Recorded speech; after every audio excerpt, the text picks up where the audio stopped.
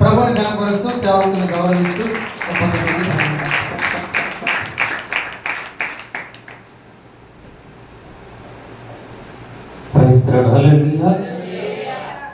మన ప్రభువును ప్రియరక్షకుడైన యేసయ్య దేవుని శ్రేష్టమైన నామములో మీ అందరికీ కూడా ప్రభు పేరిట వందనాలు. అంతకంటే ముందుగా మా ప్రియులు రూబెన్ మినిస్ట్రీస్ డైరెక్టర్ గారైన డేవిడ్ పల్లె గారికి వారి కుటుంబానికి ప్రభు పేరిట వందనాలు తెలియజేసుకుంటున్నాను. అదేవిధంగా రూబెన్ మినిస్ట్రీస్ అధ్యక్షులైన యేసయ్య గారికి కూడా ప్రభు పేరిట వందనాలు. స్థానిక సంఘ కాపరి రూబెన్ మినిస్ట్రీస్ దైవసేవకులందరికీ కూడా ప్రభు పేరిట వందనాలు తెలియజేసుకుంటాను. మీ అందరికి కూడా ఆమె మేము చూస్తుంటే నాకు కొంచెం బాధ వేస్తుంది. 10 గంటలు కూర్చోబెట్టి వర్తమానం అంటే ఎవరికైనా చాలా కష్టం. కొన్ని భోజనాలు ఉంటే మెలుగుగా ఉండేవాళ్ళు. హల్లెలూయా. నాకు ఏ మొక్క వచ్చిందా లేకపోతే లెగ్ పీస్ వచ్చిందా లేకపోతే ఏమొచ్చింది. అందుకంటే శ్రేష్టమైంది మన దేవుని వర్తమానం. హల్లెలూయా హల్లెలూయా. ఇప్పటికిప్పుడే ఉంది దేవుడు మనకి గుడ్డితనం కలిగేస్తే మన పరిస్థితి ఎట్లా ఉంటుంది ఆలోచన చేయండి. ఇంటికి ఎట్లా పోతా? ఇంటికి పోతారా? ఓ ఇప్పటికిప్పుడే ఉంది దేవుడు మనకి గుడ్డితనం కలిగేస్తే మన పరిస్థితి ఏంటి? బైబిల్లో మాట చూద్దాం. కొరింథీయులకు రాసిన పత్రిక 4వ అధ్యాయం 4వ వచనంలో మాట చదువుతామండి. 2వ కొరింథీయులకు రాసిన పత్రిక 2వ పత్రిక 4వ అధ్యాయం 4వ వాక్యం చదువుతాం. దేవుని స్వరూపి ఉన్న క్రీస్తు మహిమను కనపరచు స్వార్థ ప్రకాశం వారికి ప్రకాశింపకున్నట్లు ఈ యుగ సంబంధమైన దేవత అవిశ్వాసులైన మనోనేత్రములకు గురుడితనము కలుగు చేసాను. హల్లెలూయా. చిన్న ప్రార్థన చేస్తున్నాం. మహాపరిశుద్ధుడా గండైన చదవబడిన వారికి మీరు ప్రభా మీరు మాట్లాడండి. మీ ఆత్మాభిషేకంతో ప్రభు అంతరం నుంచి మమ్మల్ని వారినైనా మాట్లాడుకుంటే ప్రార్థిస్తాం. మీ దగ్గర చెవులు గ్రహించిన మనసును ఒక అనుగ్రహించమని ప్రార్థిస్తాం. మీరే సహాయం చేసి దాన్ని పొందుకోమని ఏసునామములో ప్రార్థిస్తున్నాం తండ్రి. ఇక్కడ చూసినట్లయితే పౌలు కొరింథీయులకు రాస్తూ ఒక మాట అంటున్నాడు. వారందరూ కూడా కళ్ళు ఉన్నాయి, చూడగలిగిన శక్తి అందరికీ దేవుడు ఇచ్చాడు.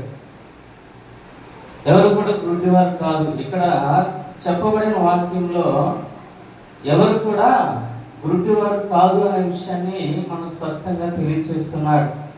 ఎందుకంటే అవిశ్వాసము వల్ల మనకి ఏం కలుగుతుందంట? గుడ్డితనం. ఎక్కడ కలుగుతుందంటే మన హృదయములకు గుడ్డితనం కలుగుతుంది. ఎందుకంటే క్రీస్తు యొక్క సువార్త ప్రకాశమానము మనందరికీ అందకుండా అవిశ్వాసమైన ఈ యుగ సంబంధమైన దేవత అనగా ఎవరు? సాతాను ఏం చేస్తుంది? గుడ్డితనమును కలుగు చేస్తుంది. హల్లెలూయా. ఈ గుడ్డితనం అనేక రకాలుగా ఉంటుంది. ఇంట్లో పట్లాటలు ఉంటాయి, సమస్యలు ఉంటాయి, ఆర్థికపరమైన ఇబ్బందులు ఉంటాయి, అనారోగ్య పరిస్థితులు ఉంటాయి. ఆ చర్చికి ఏముందిలే లేటుగా పోదాం అనుకోని కూడా ఉంటాయి. కొంతమంది ఇంటి దగ్గర కూడా ఉంటుండొచ్చు ఈరోజు. హల్లెలూయా. ఇంతేనా? ఇంకా ఉన్నారు ఇంటి దగ్గర ఉన్నారు కదా. మరి వారి హృదయాలకు ఏముంటుంది ఈ రోజున? గుడ్డితనమే. దేవుని మందిరానికి వచ్చి అద్భుత కార్యాలు, ఆశ్చర్య కార్యాలు, దేవుని మాటలు వినడానికి వారి యొక్క హృదయం ఏం చేస్తుంది? వెనుకడుగు వేస్తుంది. ఏం పోదంలే, ఈరోజు ఇంటికాడ ఉందంలే, సీరియల్ వస్తాయి, ఈ టైంలో చూసుకోవచ్చు అనుకుంటారు. 10 గంటలకు కూడా సీరియల్ ఉన్నాయి. హల్లెలూయా. చూసేవాళ్ళు లేదు, నాకు తెలియదు కానీ 11, 12 కూడా వేస్తాడు వాడు సీరియల్. మీకు ఓపిక ఉంటే 12 దాకా కూడా చూస్తారు. కానీ మందిరానికి వచ్చి ఒక 10 నిమిషాలు వరకు అనే ఆసక్తి మనం లేదు. ఇదే ఏంటంటే దేవుడు మన హృదయానికి ఏం చేస్తున్నాడు? గుడ్డితనం కలుగు చేస్తున్నాడు. హల్లెలూయా. కన్నులు పత్తికాయలాగా చూస్తుంటే కానీ మనసు ఇక్కడ ఉండదు. మా సార్ అనేవాడు, ఉండడానికి ఉన్నా కానీ నువ్వు ఎక్కడో మనసు ఉంది. Mind absent, body present. మనిషికి రూపం మాత్రమే ఇక్కడ ఉంటాం, కానీ మన ఆలోచనలన్నీ కాశ్మీర్కి కలకత్తాకి తిరుగుతూ ఉంటాయి. అలా లేదా? అంతే కదా. ఇంటి దగ్గర ఏముందో ఏమో వదిలిపెట్టొచ్చామో, డబ్బు బయట పెట్టామో లోపల పెట్టామో, ఇదే ఆలోచన. ఎక్కడుంది డైరెక్షన్ గొంతు చించుకున్నాల్సిన కానీ ఉపయోగం లేదు. దీన్ని ఏం పిలుస్తారంటే దేవుని యొక్క వర్తమానము లేదా మాటలు మన హృదయానికి చేరకుండా ఏం చేస్తుంది? యుగ సంబంధమైన సాతాను వృత్తితనం కలుగు చేస్తుంది. హల్లెలూయా. అనేక సమస్యలు, అనేక కార్యాలు, దేవుని యొక్క అద్భుత కార్యాలు చూడలేనట్టు ఈ కళ్ళు ఉన్నా కానీ మనకు వ్యర్థమే. ఈ కనులు దేవుని యొక్క అద్భుత కార్యాలు, అద్భుత మహిమను దేవుని చూడలేకపోవడానికి మన హృదయము ప్రేరేపించట్లేదు, సిద్ధపాటు లేదు మన హృదయము. దేవుని సన్నిధికి వెళ్దాం, ఎప్పుడెప్పుడు వెళ్దాం. బాప్తిసం తీసుకున్న కొత్తలో మన ఉత్సాహము చాలా బాగుంటుంది. 10 గంటలకు మందిరం అంటే 8 గంటలకు 9 గంటలకు వచ్చి కూర్చుంటాం, ప్రార్థన చేస్తాం, ఇంటి దగ్గరికి వెళ్తాం, ఏదైనా బైబిల్ మోకాళ్ళు వేసి ప్రార్థన చేస్తాం. దైవ సేవకు పొరపాటు పోతే మా ఇంటి చాలా భక్తిపోతారు, చాలా భక్తిపోతారు. ఒక 6 నెలలు అయిన తర్వాత నిదానంగా మోకాళ్ళు వేసే క్రమం తగ్గిపోతే పోత నుంచొని ప్రార్థన చేసుకొని పోతాం. హల్లెలూయా. మందిరానికి కూడా 10 గంటలకు వస్తాం, 9 గంటలకు వచ్చే మందిరం 10 గంటలకు వస్తుంది. మరొక 6 నెలలు పోతే అది మోకాళ్ళు ప్రార్థన లేదు, నుంచొని ప్రార్థన లేదు, ఆమె అనుకోవడం పోవడమే. ఈసారి 11 గంటలకు వస్తాం, చివరికి కానుకల సమయంలోకి వచ్చేస్తాం. హల్లెలూయా. దేవుడు ఒక మాట తెలియజేస్తున్నాడు, మనం చేసిన పనిని, మనం చేసిన కష్టాన్ని కూడా దేవుడు ఎదుగుతాడు. ప్రకటన గ్రంథము 2వ అధ్యాయము మొదటి నుంచి కొన్ని విషయాలు మనం చదువుతున్నాం.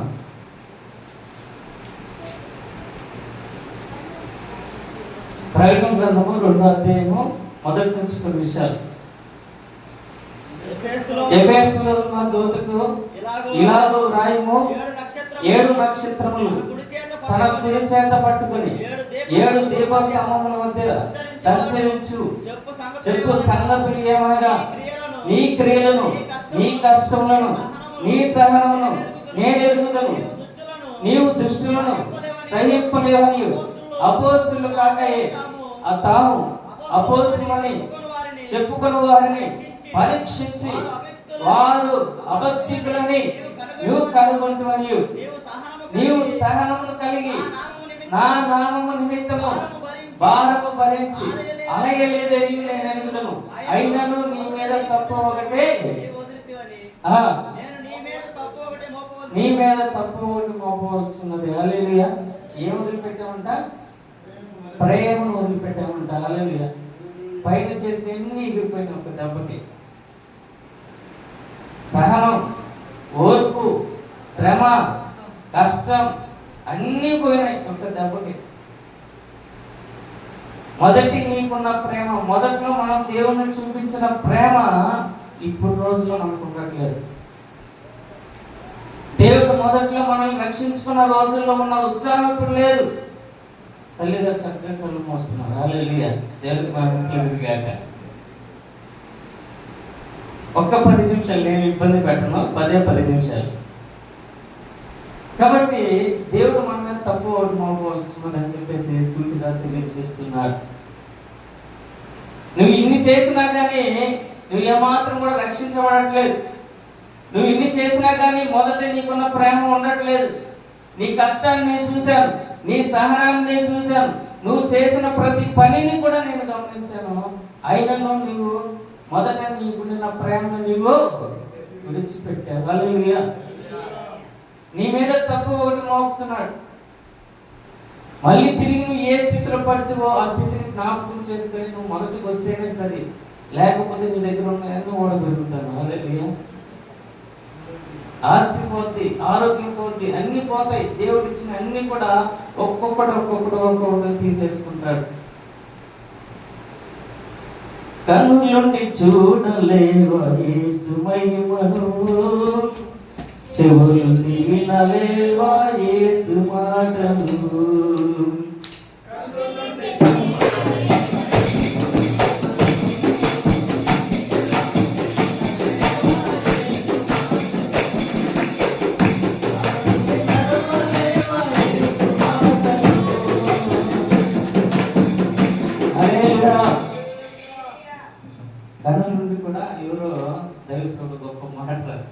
కనిపెట్టి చూడలేవా? యేసు మహిమ. హల్లెలూయా. అందుకే అంటాడు, దేవుని యొక్క సువార్త మన హృదయంలోకి రాకుండా యుగ సంబంధమైన దేవత గురుడితనం కలుగు చేస్తున్నాను. ఇది ఏమాత్రం చూస్తాం మనం? దేవుడు చేసే కార్యాలు మనం ఏ విధంగా చూడగలుగుతాం? బైబిల్లో ఒక మాట ఉంది, 2వ రాజుల గ్రంథము 6వ అధ్యాయము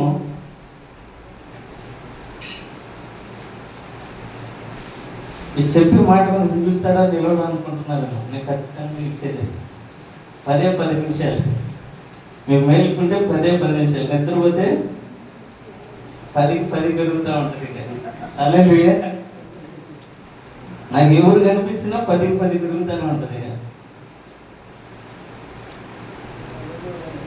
2వ రాజుల గ్రంథం 6వ అధ్యాయంలో కొన్ని మాటలు ఇక్కడ వ్రాయబడి ఉన్నాయి. సిరియా దేశపు రాజు ఇశ్రాయేలు మీద యుద్ధం చేయాలని చెప్పేసి ఎంతగానో ప్రయత్నం చేస్తున్నాడు. అనేక మార్లు ప్రయత్నం చేస్తూ ఎన్నిసార్లు చేసినా కానీ అది సక్సెస్ అవ్వట్లేదు, విజయవంతం కావట్లేదు. మీరు పోయి పలానా దండు దగ్గర నిలబడు, ఇశ్రాయేల్ వస్తారు, మీరు చంపేయండి అని చెప్పేసి అన్నప్పుడు వాళ్ళు ఇన్ని ప్రయత్నాలు చేసినా కానీ ఏమాత్రం కూడా ఇశ్రాయేల్ జనముగా అక్కడికి వెళ్ళట్లేదు. రాజుకు డౌట్ వచ్చింది, ఏంటి వీళ్ళు ఎక్కడ పోతున్నారు, రాకుండా ఏం చేస్తున్నారు అని చెప్పేసి అడిగి వారికే డౌట్ వచ్చింది. మీరు ఎవరో వారి వద్ద మీరు పనిచేస్తున్నారు, ఎవరు ఉన్నారు చెప్పు అని చెప్పేసి అన్నప్పుడు అందులో ఒకటి ఉండి, ప్రభు మేము ఎవరూ లేవు, కానీ అక్కడ ఎలీషా అనే ఒక ప్రవక్త ఉన్నాడు, ఆయన వల్ల ఎవరు కూడా ఇశ్రాయేల్ జనాన్ని ఈ చోట్లకి రావట్లేదని చెప్పేసి అన్నప్పుడు, ఎవరు ఆ ఇశ్రాయేల్ ఆ యొక్క ప్రవక్త ఎవరు అని చెప్పేసి ఆయన తీసుకురండి అని చెప్పేసి అధికారులు పంపుతారు. అసలు ఎక్కడ ఉన్నాడు చూడండి, ఆయన ఆ ఎలీషా ప్రవక్త ఎక్కడున్నాడు, ముందు అతన్ని సంహరిస్తే కానీ మనము ఇశ్రాయేల్ యొక్క దండుని కూడా సంహరించమని చెప్పేసి ఒక ఆలోచనతో వాళ్ళ అధికారులందరినీ కూడా పంపుతాడు. వాళ్ళు దాతాన్లో ఉన్నారని చెప్పేసి ఆ మాట విని వాళ్ళ అధికారులందరినీ కూడా రథములు సైన్యంతో మొత్తాన్ని కూడా చుట్టూ వేస్తాడు. అక్కడ ఉంది ఒక మాట చదవండి, 14వ వాక్యం చదవండి, 6వ అధ్యాయం 14. కాబట్టి 10 నుంచి చదువుదామా ఒకసారి. అందుకు రాజు, మేము మనుషులను పంపి అతన్ని తెప్పించినట్లు నీవు వెళ్ళి అతని దండ్రున్న చోట చూచి రమ్ము అని సెలవీయగా అతడు దోతాములో ఉన్నాడని వర్తమానం వచ్చును. కాబట్టి రాజు అచ్చటికి గుర్రములను రథములను గొప్ప సైన్యములను పంపిను. వారి రాత్రివేళ వచ్చి నలుదిశల పట్టణమును చుట్టుకొనగా దైవజనుడైన అతని పనివాడు పెందల కడ లేచి బయటకు వచ్చినప్పుడు గుర్రములను రథములు గల సైన్యమును పట్టణమును చుట్టుకొని కనబడిను. అంతటా అది పనివాడు, అయ్యా నా ఏలినవాడ, మనం ఏమి చేయదు అని ఆ దైవజనుడితో అనగా అతడు, భయపడవద్దు, మన పక్షంలో వారు వారి కంటే అధికులైనారని చెప్పి. హల్లెలూయా. అంతమంది సైన్యం, లక్షల మంది సైన్యము ఆ పట్టణం చుట్టూ ఉన్నారు. రథములు, గుర్రాలు, అవన్నీ కూడా కత్తులు, వీటిలన్నీ పట్టుకొని సిద్ధంగా ఉన్నారు. ఈ ఎలీషా బయటకు వేసేద్దామని, లేదా మాటింటే తీసుకెళ్ళిపోదామని చెప్పేసి అనుకున్నప్పుడు వారంత మాత్రం కూడా పనివాడు ఒకడు ఉన్నాడు అక్కడ, ఎలీషాకు సహాయం చేసే పనివాడు ఉన్నాడు. అయ్యా ఏంటి, ఈ జనాల యొక్క సైన్యం అంతటి కూడా మనం చుట్టుకుంది, ఈరోజు మనం చచ్చిపోతాము అని చెప్పేసి ఆయన భయపడుతున్నప్పుడు ఎలీషా చెప్పిన మాట ఒకటే ఒక మాట, వాళ్ళకంటే మన దగ్గర ఉన్న వాళ్ళు అధికులు. హల్లెలూయా, హల్లెలూయా. దాని వచనం కింద వచనం కూడా చదువుతామండి. యెహోవా వీడు చూచినట్లు దయచేసి వీడి కళ్ళను తెరవమని ఎలీషా ప్రార్థన చేయగా యెహోవా ఆ పనివాడి కళ్ళను తెలియజేసిన కనుక వాడు ఎలీషా చుట్టూను పర్వతము అగ్ని గుర్రముల రథముల చేతను నిండి ఉండుట చూచెను. హల్లెలూయా. ఎవరు పంపించారు? ఇది మన దేవాది దేవుడు పంపించాడు. ఎలీషాను కాపాడడానికి పరలోకం నుంచి ఆయన దగ్గర ఉన్న దూతలందరినీ కూడా అగ్ని రథములతో ఇక్కడ కొండ చుట్టూ కూడా దేవుడు నిలిపాడంట. హల్లెలూయా. అది ఎలీషా చూశాడు కానీ పనివాడు చూడలేకపోయాడు. ఎలీషా చూశాడు, ఆయన కన్నులు మనోనేత్రం తెరిచాయి, దేవుని యొక్క అద్భుతాలు చూడగలిగాడు కానీ అక్కడ ఉన్న పనివాడు చూడలేకపోయాడు. ఒకే ఒక ప్రార్థన, ప్రభువా వీడు చూసినట్టు వీడి కన్నులు తెరు. అప్పుడు ఈ పనివాడు కూడా అద్భుతాలు చూశాడు. మన దేవుడు కూడా మన చుట్టూ కూడా అనేక అద్భుతాలు చేస్తాడు. అవి చూసే ధైర్యం మనకు లేదు, ఎందుకంటే మన యుగ సంబంధమైన దేవత మన హృదయాన్ని కప్పివేస్తుంది. హల్లెలూయా. 4 విత్తనాలు ఉన్నాయి, 4 రకాల విత్తనాలు. ఒకటేమో రోడ్డు మీద, ఇంకోటేమో బండ మీద ముళ్ళ చెదలు, ఇంకోటి మంచి నేల మీద. మంచి నేల మీద పడింది, అది ఒక్కటే మొలిసింది కానీ మిగిలినవి కూడా పోయినాయి. ఎందుకంటే పరిస్థితులు అలా ఉన్నాయి. ముళ్ళ పొదల్లో పడ్డ ఆ ఇత్తనము ఎదగటానికి కష్టమైంది, శ్రమలు. అక్కడ ఉన్న ముళ్ళ పొదలన్నీ కూడా దాన్ని ఎదగకుండా ఏం చేస్తున్నాయి, అణిచివేస్తున్నాయి. మన యొక్క హృదయం కూడా ఆధ్యాత్మికంగా దేవునిలో ఎదగటానికి మన ఏవలోక శ్రమలన్నీ కూడా ఏం చేస్తున్నాయి, అణిచివేస్తున్నాయి. ఒక్కసారి నువ్వు ఆ యొక్క దాన్ని ఛేదించుకుని దేవుని దగ్గరికి రా, మోకాళ్ళు వేసి ప్రార్థన చేయగలిగితే ఈ రాత్రి అనేక అద్భుతాలు చూడగలుగుతావు. హల్లెలూయా. దేవుని యొక్క మనోనేత్రము కానీ తెరవబడితే అనేక అద్భుతాలు నువ్వు చూడగలుగుతావు ఈ రాత్రి కాల సమయంలో. ఆ యొక్క పనివాడు చూశాడు, ఓ ఇంక నాకు భయం లేదు, ఎందుకంటే పరలోకంలో ఉన్న తండ్రి నా కొరకు ఏం పంపించాడు, అగ్ని రథములను పంపించాడు, ఇక నేను భయపడాల్సిన పని లేదు. హల్లెలూయా.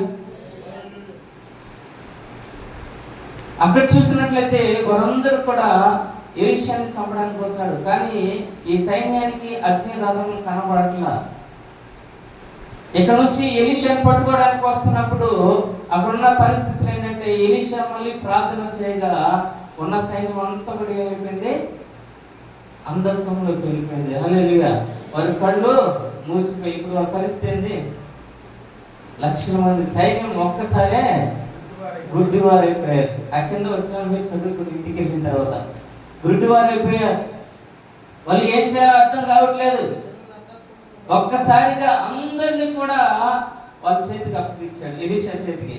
ఒక ఖడ్గం తీసుకొని ఒక్కొక్కరిని తీసుకొని రావచ్చు. హల్లెలూయా. అవకాశం ఉంది, కానీ ఎలీషా ఆ పని చేయలేదు. మీరు పోయే మార్గం వారికి తెలియదు కనుక చేయి కొట్టుకుని నడిపించుకొని శోభ్రోనాన్ని పట్టణానికి తీసుకెళ్ళిపోయాడు. తీసుకెళ్లి ఇశ్రాయేల్ రాజుకి అప్పగించాడు. ఇశ్రాయేల్ రాజు ఆహా దొరికిందే ఛాన్స్ అని చెప్పేసి కత్తి తీసుకుని చూసి వీడిని చంపుదామా అన్నప్పుడు ఎలీషా అంటాడు, చెరపట్టు వచ్చిన వారిని నువ్వు చంపుతావా, నీ కత్తి కానీ ఈటి కానీ వారిని దూషిస్తుందా, వారు ఆకలితో ఉన్నారు, అన్నం పెట్టాలన్నప్పుడు దేవుడు గొప్ప అద్భుతమైన మాట అక్కడ రాయించాడు. ఒకసారి చూద్దామండి.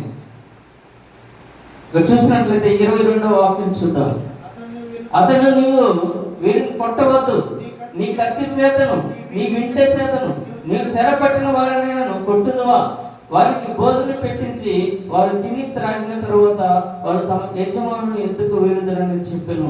అతడు వారి కొరకు విస్తారమైన భోజన పదార్థమును సిద్ధపరచగా వారు అన్నపానంలో పుచ్చుకొని రాజు సెలవు పొంది తమ యజమాని ఎత్తుకు పోయి అప్పటి నుండి సిరియన్ల తండ్రి వారు ఇశ్రాయేల్ దేశం నుండి వచ్చుట మారిపోయారు. హల్లెలూయా. ఒకే ఒక సంఘటన దేశం మొత్తాన్ని కూడా మార్చింది. ఆమేన్. దేవుడు చేసిన అద్భుతాలు ఒకే ఒక అద్భుతం మొత్తం దేశం మొత్తాన్ని, సిరియా దేశం మొత్తాన్ని రాజుతో సహా మార్చేసింది. బహుశా అప్పుడు వారి కళ్ళు తెరుచుకొని ఉంటారు, వారు మనోనేతలు తెలుసుకొని ఉంటాయి.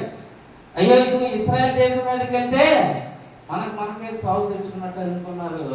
ఏం చేశారు, ఇక అక్కడ పోవడానికి మానేశారు. ఇక ఎప్పుడు కూడా నాకు తెలిసి నేను అనుకున్నాను అక్కడ రాయలేదు, కానీ సిరియా దేశం కూడా దేవుని సన్నిధికి మారిపోయింది అనుకుంటున్నా. హల్లెలూయా.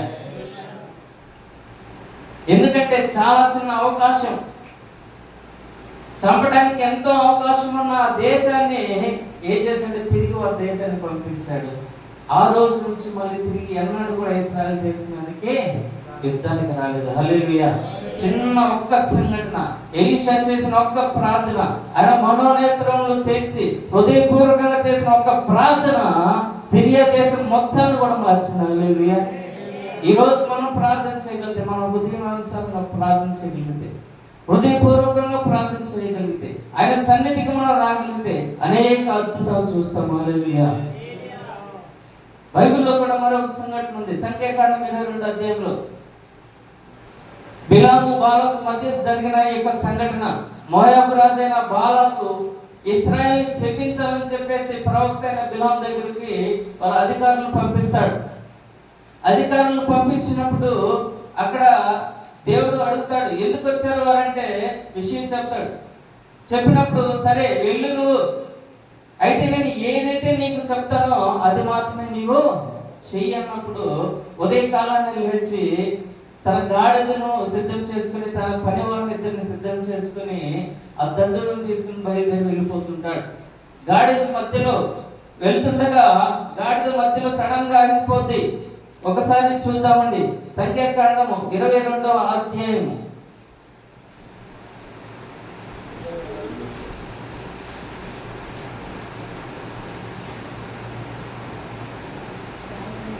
ఎవరన్నా బైబిల్ కొట్టేశారండి నిన్న, అంతే కొత్త బైబిల్ తీయడానికి. యెహోవా దూత ఖడ్గము వచ్చిన చెప్పారు సార్. 23వ వాక్యం చదవండి. త్రోవలో నిలిచియుండుట చూచి గాడిద చూచెను కనుక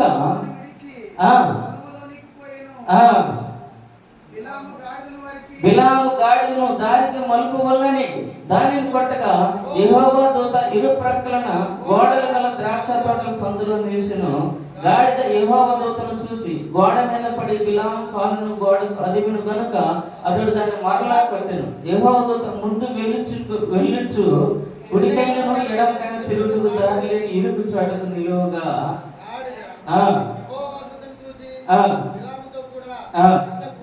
కింద కూలబడిన కనుక చాలు చాలండి.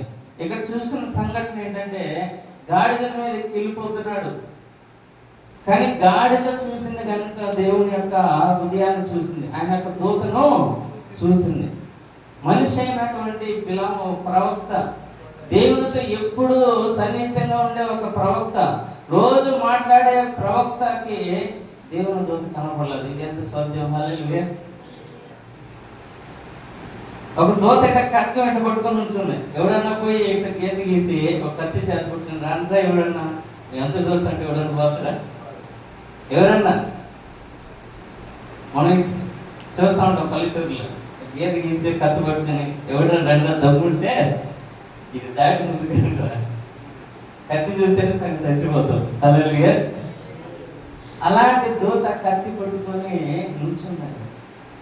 రోజు దేవుడితో మాట్లాడే ప్రవక్త అది కనపడిన ఆయన కంటికి, ఎక్కడికి ధనం కనపడుతుంది కానీ ఆయన కంటికి దేవుడి దూత కనపడట్ల, గాడిద కనపడింది. హల్లెలూయా. ఒక జంతువు దేవునికి లోబడి బ్రతుకుతున్న విషయాన్ని మనం ఇక్కడ గమనించవచ్చు. ఇక మన పరిస్థితిని అర్థం చేసుకున్నాం. హల్లెలూయా.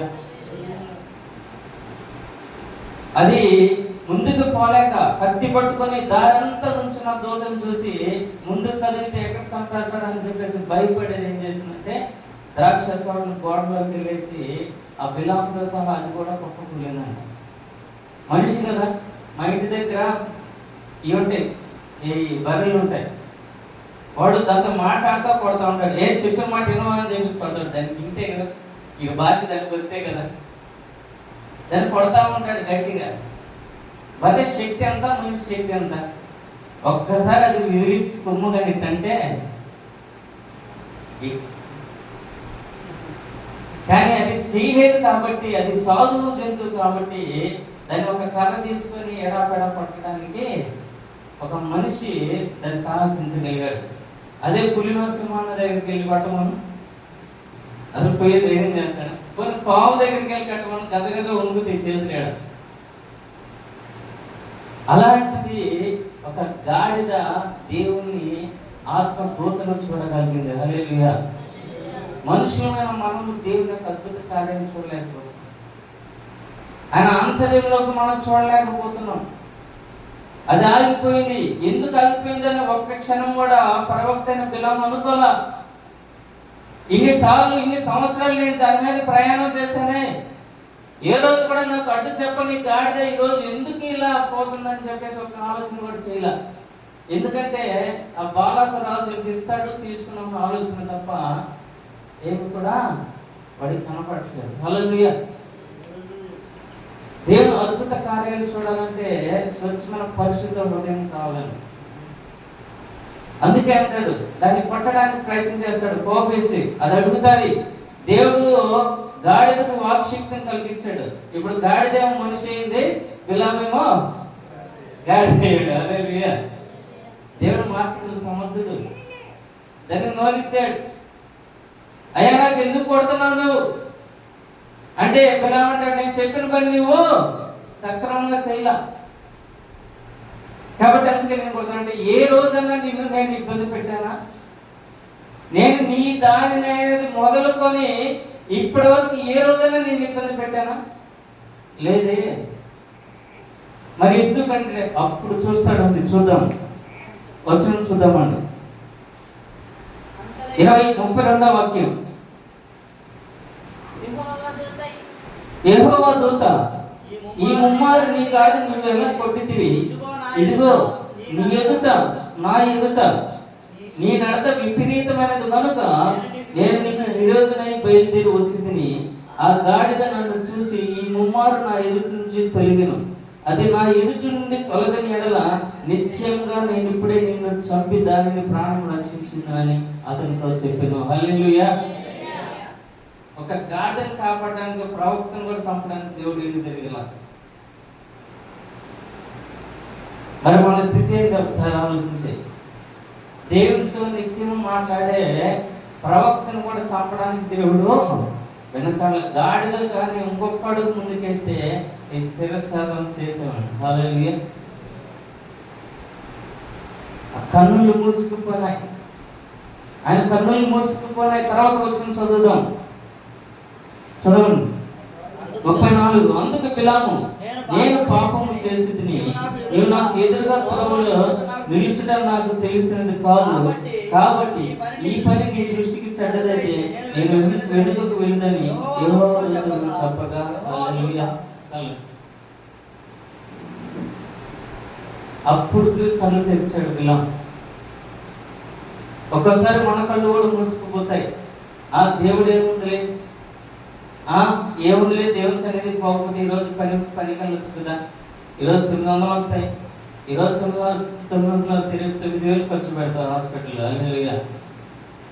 దేవుని సన్నిధి ఎప్పుడు కూడా మనం విడిచిపెట్టదండి. ఎందుకంటే ఆయన అద్భుతకరుడు. మన ప్రతి ఆలోచన ఆయనకి తెలుసు. మనల్ని సృష్టించక ముందే మన యొక్క చెట్ట అంతా కూడా ఆయన అర్థం ఉంది. కానీ మనకు స్వేచ్ఛనిచ్చాడు. ఇదిగో జీవమును మరణమును నీ యొద్దనే ఉంచాను, మంచిని చెడును నీ యొద్దే ఉంచాను, నీకు ఏది కావాలో కోరుకో. అందుకే అంటాడు ప్రకటన గ్రంథము చివరి 20వ అధ్యాయంలో కూడా ఒక మాట అంటాడు దేవుడు. ఇదిగో మన పనులను బట్టి దేవుడు మనకు 22వ అధ్యాయం చివరి అధ్యాయంలో 10వ వచనం అంటాడు. చూడండి. మరియు అతడు ఈ గ్రంథమందున ప్రవచన వాక్యము ముద్ర వేయవలెను.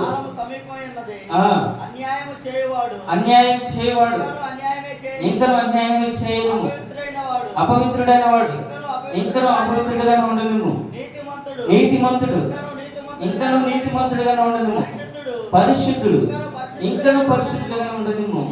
ఇదిగో త్వరగా వచ్చుచున్నాను, వారి వారి క్రియలు చొప్పున ప్రతి వానికి నేను సిద్ధపరిచిన జీతము నా యొద్ద ఉన్నది. హల్లెలూయా. ఎవరి జీతం వాళ్ళ దగ్గర, ఆయన దగ్గర ఉంది. నీకు ఎంత ఇస్తుందో నువ్వు లెక్క చెప్పి తీసుకోవడమే. హల్లెలూయా. పరిశుద్ధుడిగా ఉండనేమో, వాడికి ఇచ్చే జీతం ఒకటి. చెడ్డవాడు చెడ్డగానే ఉండనేమో, అపవిత్రుడిగానే ఉండనేమో, ప్రతి ఒక్కరి జీతం నా దగ్గర ఉంది. ఎందుకు నేను త్వరగా వచ్చేస్తున్నాను.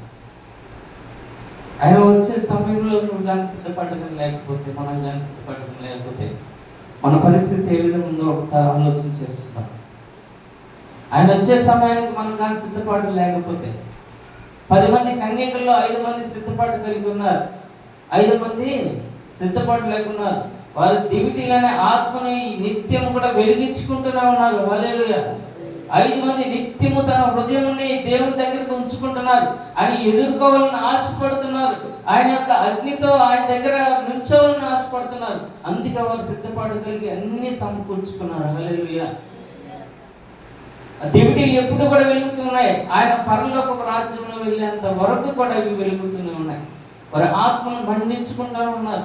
మన ఆత్మలు ఏది ఉన్నాయి? చల్లారిపోయినా మండుతున్నాయి. ఆరిపోయిన వాటినేమో నీవెవరో నాకు తెలియదు. ప్రభువా ప్రభు ప్రభు అంటే నువ్వెవరో నాకు తెలియదా? మన స్థితి ఏ విధంగా ఉందో ఒకసారి ఆలోచన చేసుకున్నాం. మొదటి మనకున్న స్థితిని మనం విడిచిపెట్టాం. మొదట మన దేవుని ఉన్న ప్రేమను మనం విడిచిపెట్టాం. బైబిల్ అందుకంటాడు మత్తయి 24:13 అక్రమం విస్తరించి చేత అనేకులలో ప్రేమ చల్లారిపోతున్నాను. మొదట మనకున్న ప్రేమ మనము విడిచిపెట్టాం. అంతము వరకు నువ్వు పరిశుద్ధంగా ఉంటేనే రక్షించబడతావు. కానీ నువ్వు బాప్తిజం తీసుకుంటే దేవుని దగ్గర పోలేదు. గుర్తుపెట్టుకోండి, మనము ఎవరు కూడా అంతము వరకు రక్షించబడుతూనే ఉండాలి, పరిశుద్ధంగానే ఉండాలి. అందుకంటాడు మత్తయి 24:13 అంతం వరకు సహించిన వాడే రక్షించబడు. కొంతకాలం పడుతుంది, కొంతకాలం ఏంటంటే లాభం లేదు. శిలువలో తన ఒక్క మాట పలికాడు, ప్రభువా నీ రాజ్యం జ్ఞాపకం చేసుకో. ఆయన మనోనేత్రులు తెరవబడింది. ఆయన సీదా ఎక్కడ ఉన్నాడు? పరదేశంలో. ఆయనతో పాటు కూడా పరదేశంలో ఉన్నారని చెప్పేసి లేకుండా సెలవుస్తుంది. హల్లెలూయా. ఈరోజు మనం కానీ దేవుని యొక్క మనోనేత్రం తెరవబడితే, ఆయన చేత తెరవబడితే దేవుని ప్రతి అద్భుత కార్యం మనం చూడగలుగుతాం. ప్రతి ఆశ్చర్య కార్యాలను మనం చూడగలుగుతాం. ప్రతి నిత్యం కూడా ఆయనతో వెలిగించబడతాం. ఆయన సన్నిధిలో నిలిచుంటాం. అంతేకాని మన ఆత్మను ఆర్పుకుంటే దేవుడు నీవెవడో నాకు తెలియదని తీసుకెళ్ళి అగ్నిగుండమున్న బిలంలో పడవేస్తాడు. హల్లెలూయా. అందుకంటాడు దేవుడు ప్రకటన గ్రంథం 20:14 ఒక మాట అంటాడు, చదువుతామండి. నా సమయం కూడా ఇప్పుడు వచ్చింది. మీరు నిద్రపోతున్నారు కాబట్టి నేను సమయాన్ని పెంచుకుంటూ పోతున్నాను. లేకపోతే ఎప్పుడో ముగించాను 10 నిమిషాల క్రితమే. చదువుదాం ప్రకటన గ్రంథం 20:14 చదువుతాం. మరణమును మృతుల లోకమును అగ్నిగుండములో పడవేయబడిను.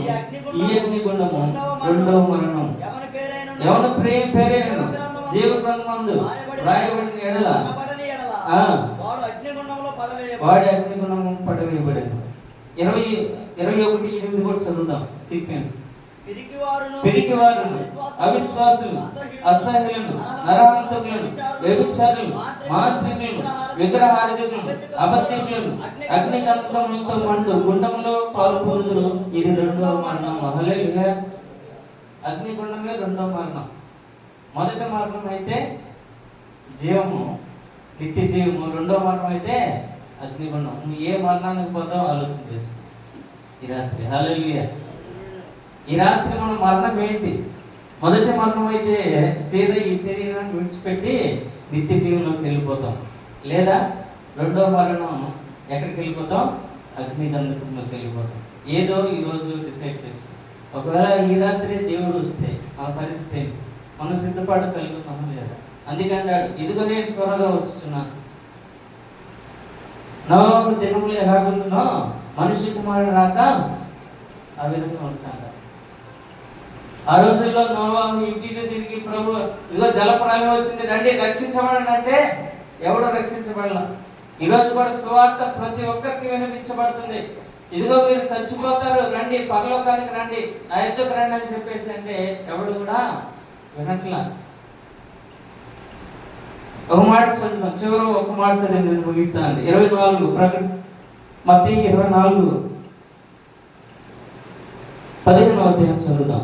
చివరి మాట నేను చదివేసి ముగిస్తాను. నా సమయం కూడా నాకు ఇచ్చారు, అయిపోయింది.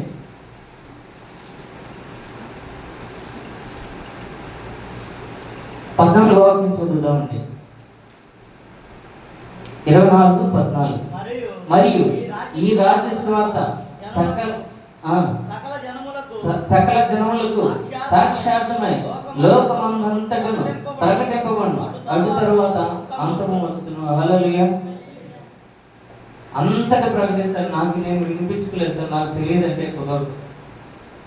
నాకు సువార్త వినపడలేదంటే కుదరదు. లోకమంతా అంతటా వినిపించబడుతుంది. అటు తర్వాతే అంతం వచ్చిందండి. కనుక విన్న మనము దేవుని దృష్టికి ఉండాలంటే మన ఆత్మను ప్రతినిత్యం కూడా వెలిగించుకుంటూ ఉండాలి. నువ్వు సిద్ధపాటు కలిగి ఉండాలి. నువ్వు రెండో మరణంలో పాలు పంచుకుంటే నిత్యం అగ్ని బిలంలో కాలిపోవటమే తప్ప అది ఏది కూడా లేదు. ధనవంతుడు లాజరు ఇద్దరు మనం చూస్తుంటాం. ధనవంతుడేమో ఈ లోకంలో బాగా సుఖపడ్డాడు, తీరా వెళ్ళి అగ్నిదండకంలో కాల్చివేయబడుతున్నాడు. పేదరికంలో ఉన్న లాజరు దేవుని విడిచిపెట్టలేదు. నిత్య జీవంలో అబ్రహాం కుడి పార్శ్వన కూర్చున్నాడు. అప్పుడు అడుగుతున్నాడు, లాజరు ఒక్క చిటికెన్ నీటి పుట్టు నా కోసం పంపించండి, నీకు మాకు మధ్య పెద్ద అగాధం. కాబట్టి ఈరోజు దేవుడు మన గొర్రెలను మేకను వేరు చేసినట్టు, గొర్రెల నుంచి గోధుమలు వేరు చేసినట్టు మనం లోపల నుంచి పరిశుద్ధులను వేరు చేస్తున్నారు. ఆ పరిశుద్ధుల గుంపులు మనం ఉంటే మనం నిత్య రాజ్యంలో ఉంటాం. లేకపోతే 7 ఏళ్ళ మహాశ్రమంలో తర్వాత అగ్నిదండకంలో కాల్చివేయబడతాం.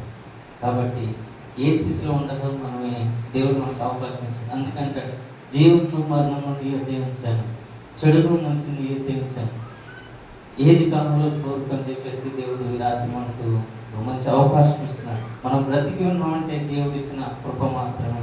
హల్లెలూయా. కాబట్టి ఆ కృపలో ఈరోజు మనం తీసుకోవాల్సిన ఒక మంచి తీర్మానం తీసుకున్నాం. దేవుడి యొక్క రాకడలో మనం ఎత్తబడితే మనం శ్రేష్ఠులం అవుతాం, లేకపోతే విడిచిపెడితే కష్టం అయిపోతాం. ఈ విషయాన్ని మనం జ్ఞాపకం చేసుకుని దేవుని పొందాలని చెప్పేసి ఒక మంచి తలుపు, ఒక మంచి ఆలోచన మనం తీసుకుని దేవుని యొక్క నిత్య రాజ్యంలో ఉండాలని చెప్పేసి తెలియజేస్తూ ఈ మాటలు ముగిస్తున్నాను. దేవుడి మాటలు తన ఇంట్లో దేవుని ఆశీర్వదించినగాక. ఆమె అవకాశం ఇచ్చిన అధ్యక్షుల యొక్క ఇంకా చెప్పలు కొట్టి ప్రభువుని జ్ఞాపకం. ఈ లోక దేవతలన్నీ ఆయన ముందరా సాగిల పడి నమస్కరించి గడగడలాడును. ఈ లోక దేవతలన్నీ ఆయన ముందరా సాగిల పడి నమస్కరించి గడగడలాడును.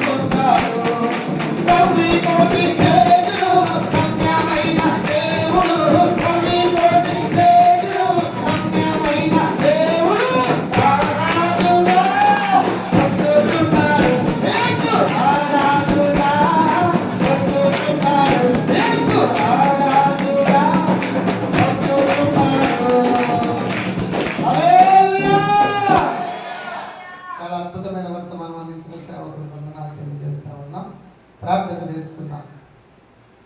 కళ్ళు మూసుకుందాం.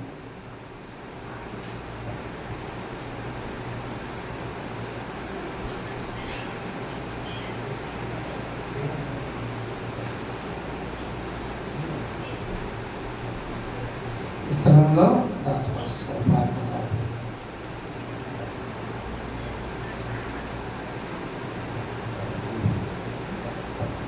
ప్రార్థన చేసుకున్నామండి. స్తోత్రం స్తోత్రం స్తోత్రం స్తోత్రం స్తోత్రం స్తోత్రం మహాపరిశుద్ధుడ, ప్రేమ గల మా తండ్రి, నీకు వందనములు స్తోత్రాలు నాయన. ఇంతవరకు ప్రభా మీరు మాతో మాట్లాడిన ప్రతి మాటను బట్టి నీకు వందనములు స్తోత్రాలు నాయన. అయ్యా మేము అవిశ్వాసులుగా ఉండి ప్రభా, విధానం కలిగిన వారిగా ఉండకుండా ప్రభా, ఈ వాక్యానుసారంగా నడుచుకునే వారిగా ఉంటాయి. నీ కృప సహాయం చేయదేవా, మీకు వందనాలు ప్రభా. ఇంతవరకు ప్రభా నీ యొక్క ప్రభా పరిశుద్ధాత్మదేవా, నీ ఆత్మ అభిషేకంతో నీ అయ్యా నీ దాసుని నింపి ప్రభా